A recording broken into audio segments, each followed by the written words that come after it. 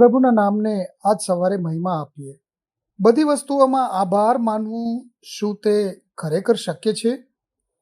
અસંત થવું માટે કેટલું સહેલું છે. જ્યાં જોઈએ ત્યાં લોકો વધુ અથવા સારાની ઈચ્છા કરતા દેખાય છે.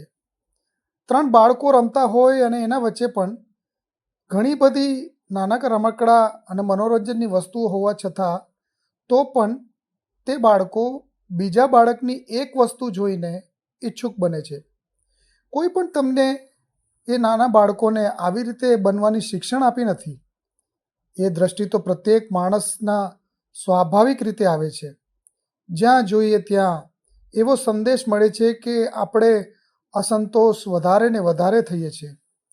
તમે મોટા ઘર મળે, તમે સારી ગાડી વાપરો, સ્વપ્નની વેકેશનમાં જવો, તમારી શરીર ફિટ બેસે, પૈસા અને સારું આરોગ્યતા અને વધુ સુખી તમે બનશો. આવી રીતે લિસ્ટ તો ઘણી બધી છે.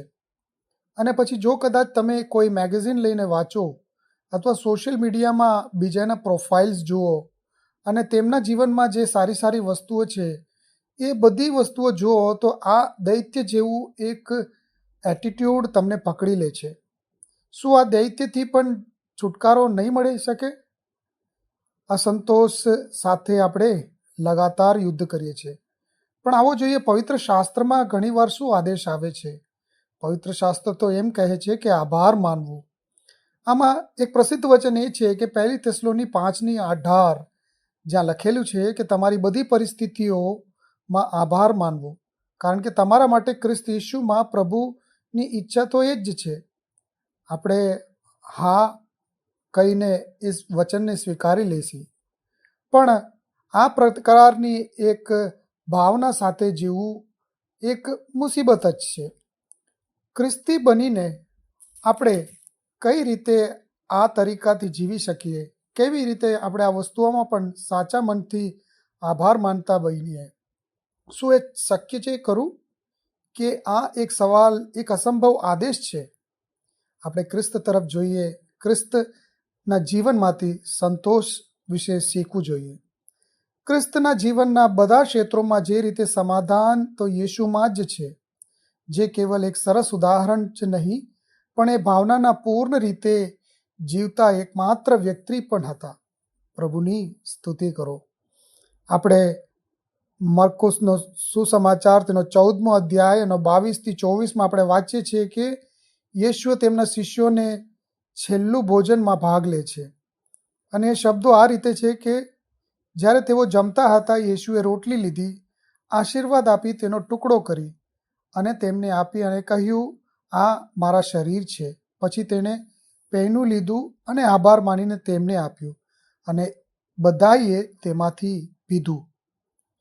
અને આપણા માટે તો આ નવીન વસ્તુ છે. ઘણીવાર આપણે આ વચન વાંચ્યું હશે, પણ એક વાત જે યેશુ કરે છે કે ત્યારે તેને આભાર મનાવ્યો. થોડી વાર આ વિશે વિચાર કરો.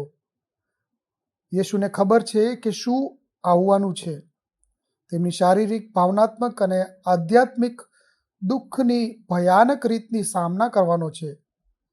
તો પણ આ સમયમાં તે આભાર માનવા તૈયાર છે. તેમનું રક્ત વધાવવામાં આવશે, તેમનું શરીર તોડવામાં આવશે અને પિતા તેમની પાછી ફરી લેશે જ્યારે તે માનવ જાતિના પાપોને તેમના શરીર પર ધારણ કરશે. જ્યારે યેશુએ ક્રૂસની રાહ જોઈ રહ્યા હતા ત્યારે તે સમયે તેમને આભાર માનવાનું કારણ શું હતું? એબ્રાની 12:1-2 લખનાર એમ કહે છે, આપણે આપણા માટે નિયમિત કરેલી જે દોડ જે છે તે ધીરજથી પૂરી કરીએ અને આપણી નજરો યેશુ પર કેન્દ્રિત કરીએ, જે ફક્ત વિશ્વાસનો આરંભક નહીં પણ પૂર્તિકર્તા પણ છે. તો તમારું આ બધી દોડ યેશુ મસીહમાં પૂર્તિ થાય તેવી વાતો સાથે સમાપ્ત કરવા માગું છું. પ્રભુ તમને આશીર્વાદ આપે. આમેન.